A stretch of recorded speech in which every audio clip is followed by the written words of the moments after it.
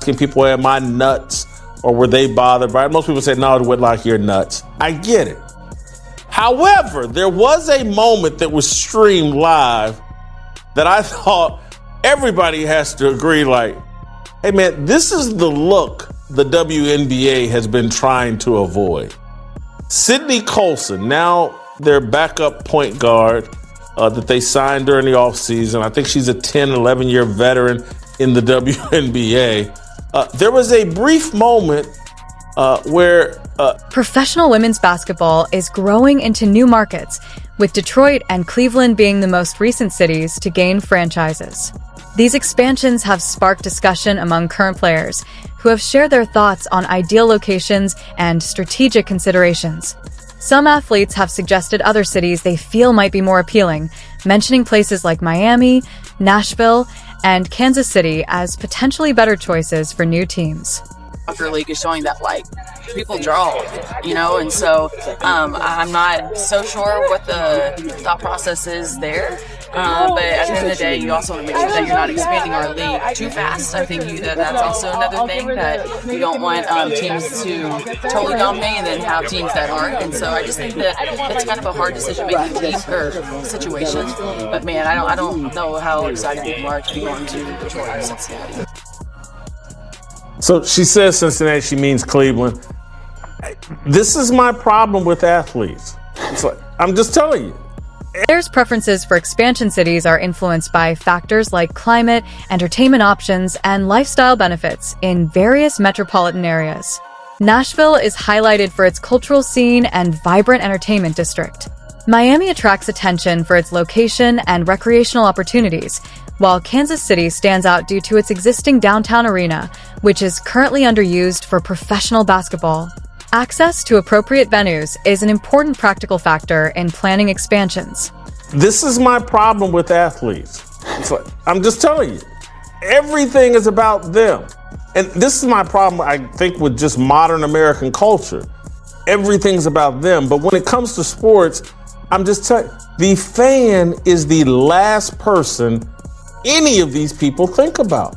And don't you understand? We'd love to go play in Miami. All the players love Miami, and we'd love to be in Nashville and on Broadway and, listen to the country music, and maybe we'd run into Morgan Wallen.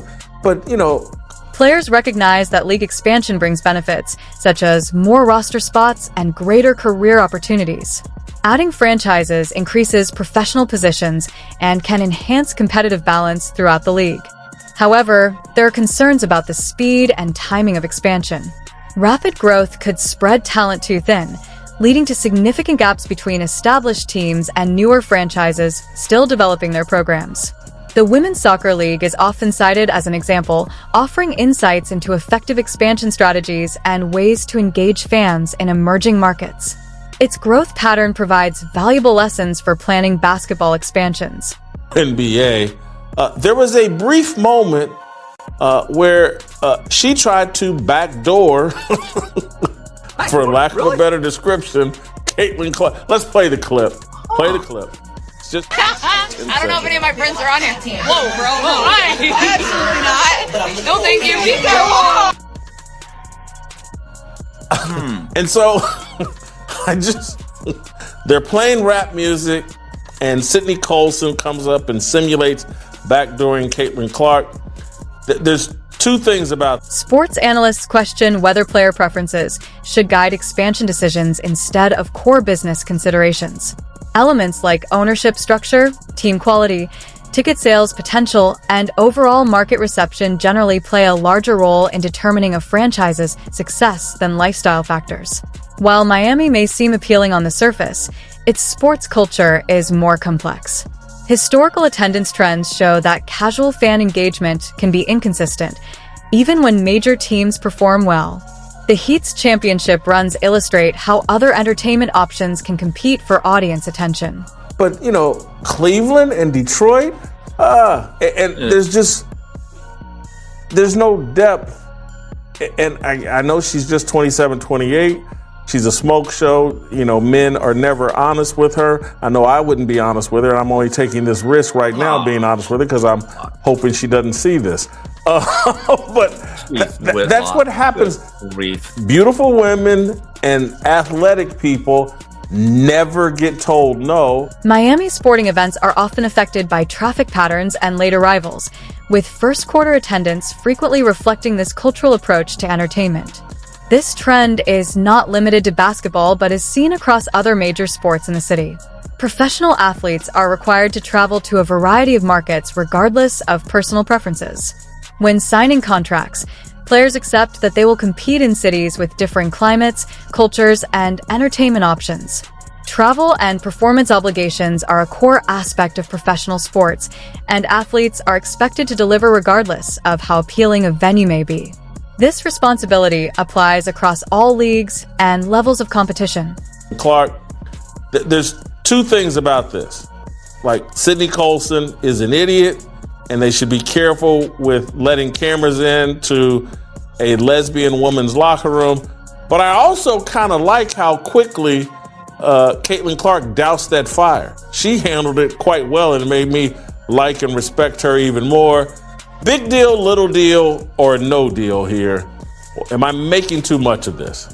Well, first of all, that's a backdoor that doesn't make me reminisce about. Some cities may have fewer entertainment distractions, which could enhance team focus and boost fan engagement. Markets with limited alternative leisure options may show stronger support for professional basketball. Detroit is a notable example, offering less competition from other forms of entertainment compared to larger metropolitan areas.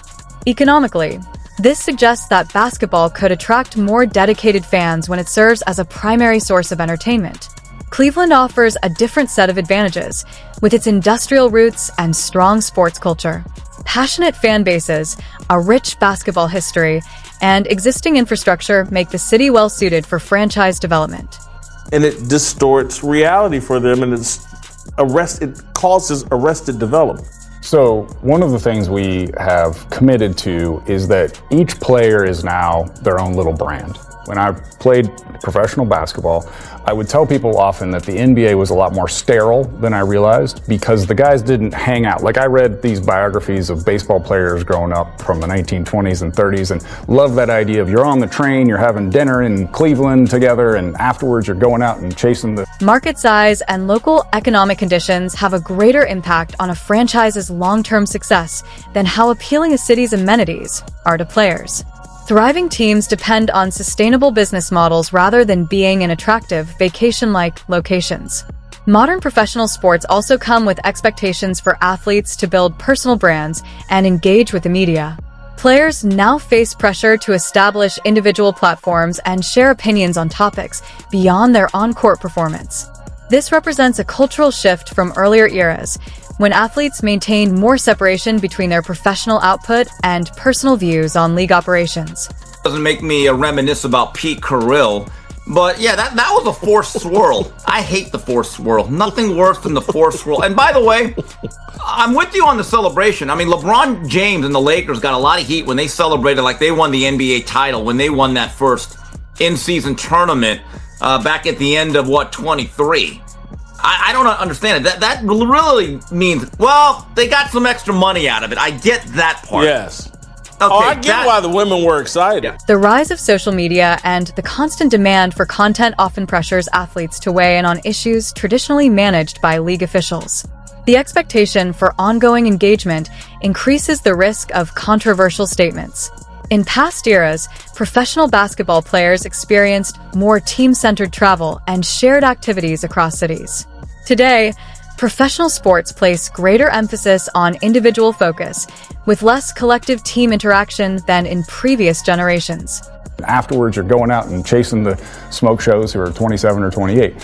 When I got to the NBA, I realized it was much more antiseptic because each player was starting to understand that they were a brand. They were their own thing. And I think we have to, as fans or denizens of the internet, take some responsibility where we want so much access to them. We want them to have Instagram pages. But if we do that... But anyway, go ahead. Well, yeah, maybe you and I don't. But there is this push-pull where does that basketball player really need to be... The growth of women's professional basketball relies on strategic expansion into markets that support long-term franchise success, rather than catering primarily to player preferences. While modern athletes navigate personal branding and social media pressures, incidents involving off-court behavior and interpersonal relationships, such as team dynamics affected by romantic partnerships, highlight challenges unique to the WNBA. Controversies over locker room conduct, celebratory behavior, and media scrutiny illustrate the tension between maintaining a professional image and the realities of an evolving league culture. Ultimately, franchise development depends on sustainable business decisions, market potential, and ownership commitment, with players expected to perform across diverse venues regardless of personal lifestyle or location preferences.